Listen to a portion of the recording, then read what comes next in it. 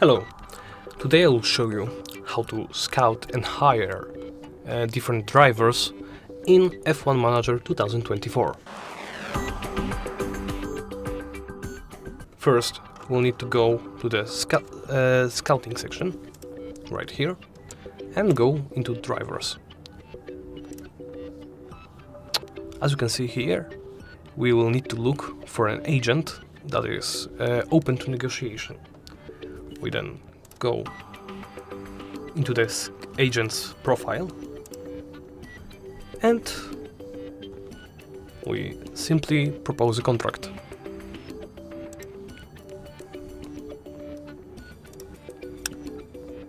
We change the contract length to how many seasons you want, start date, to the next season or immediately, and of course the starting salary. Here are some presets for you,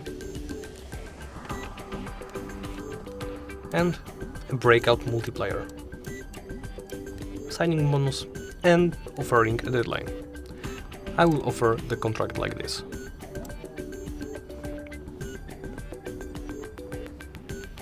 Now we will need to wait for the contract to the negotiation to end. After that, the driver will respond to us if he wants to work for us or not. And that's it. Thank you for watching, and please remember to comment, like and subscribe.